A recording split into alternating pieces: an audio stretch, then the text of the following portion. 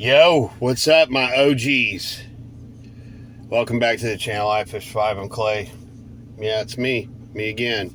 You know, this whole YouTube thing right now is hillbilly. So hillbilly. And it's great because it's so much fun to do it hillbilly style. You heard a new pour. I'm old pour. So thanks to my trusty Android for doing what it does camera-wise. Until I get a GoPro, I found a few, narrowed them down. That's to catch the live action shots, but it is fun. Thanks for all your guys' support. But it's a beautiful Sunday here in Alabama, and we don't necessarily have bluebird skies. It's going to be about 74, 75-ish today. Right now it's currently 65. Which is just a perfect temp. No breeze, no wind, nothing like that. The ceiling's high, so the clouds are like way up yonder, which is not really affecting any type of haze for fishing or anything. About 9 o'clock in the morning here, good time to start out fishing. Because right now they're just going to bite regardless all day, fixing to get ready for the pre-spawn. But what I wanted to cover real quick was, the springtime transition. I know I got a lot of fans in Kentucky. Love all you guys. Love that fam. See you in July when I come up to fish and hang out. But it's not necessarily lure selections. On some of your bigger lakes, Wheeler, Smith, and especially Guntersville, lure selection you want in the top 3 crucial decisions that you make for the day. But around here, what we're going to do today is some urban pond fishing. These ponds produce. Took me a while to find them, but I do find them, and they're not heavily pressured.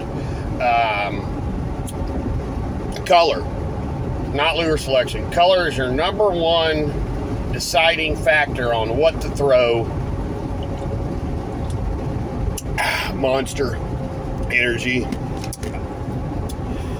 during this time of year, being it really March 1st today. Yeah, March 1st today.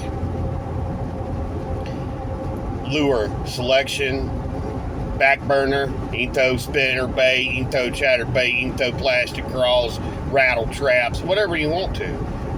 But this time of year, in a lot of bodies of water, probably 8 out of 10 have crawdaddies in them. I guess the deeper and the more rockier you go, they'd be black and bluish, especially during the later part of the summer. But what's up, girl? But you want your oranges, you want your Rayburn reds, you want your crawdaddy colors, and you want to try to key in with like an Alabama crawl. You want a little green pumpkin within that fire crawl, the oranges and red, because typically down here in Alabama, which is not, stretches up to Kentucky, but in Kentucky it gets a little bit colder for a little bit longer, and a lot different during this time of year. But down here, they're in the bigger lakes, they probably gonna hit shad colors, your whites, your grays, and your silver specks. But if you're keying on heavily feeding bass, and they're feeding up for the spawn, they ain't up shallow on beds yet, man, they're munching on crawls, especially smallmouth. And largemouths are going to be roaming. You want to be a highly productive fisherman. You want to cover a lot of water. So today I got my old Alabama crawl, half ounce and 3 ounce weighted chatterbaits tied up. I got a goby colored mooch minnow from Crush City. I got a fire crawl rattle trap. I got a few shaky head worms. I probably go to with a red curly tail with a little black streak down it, because it just mimics an actual earthworm. I've talked to a guy the other day that's had a lot of luck with what they call morning dawn, which is a pink and blue-ish colored worm. I don't have any of those. I could go buy some 5 minutes down the road at Bass Pro, but You know, I got enough tackle last 17 years, and I'm going to throw what I got. Might even put a stick bait on there. I don't know. Don't even know yet. Right now, going to produce, going to be productive and cover a lot of water. And you can't go wrong with a rattle trap. But like I said, don't worry about the lure right now. Worry about that color selection. And if that color don't work, tie on another color.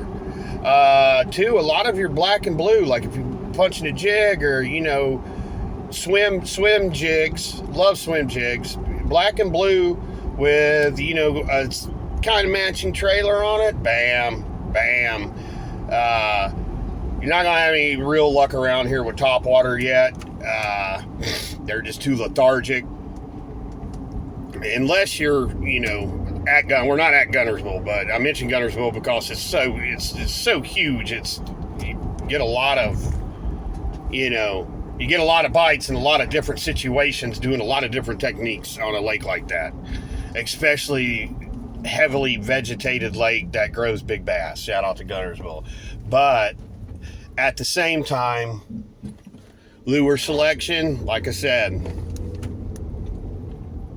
just try out different ones, but go with a good red, fire crawl, orangey type of color. If that don't work, I'd switch to probably black and blue. Even the bluegill down here aren't, you know, really dark green yet, and those are generally the first to, you know, turn darker in the bait fish. This is bluegill, but on that note, you ain't gonna catch nothing unless you don't get out there now. Come on. You know, I mean, you got to do that. And that's what we're doing today. That is exactly what we're doing today. So, like and subscribe. You know how to do it. And appreciate the support. And we're just going to have fun. That's what counts. We're just going to have fun. So, I'll check you vatos later. Tight lines.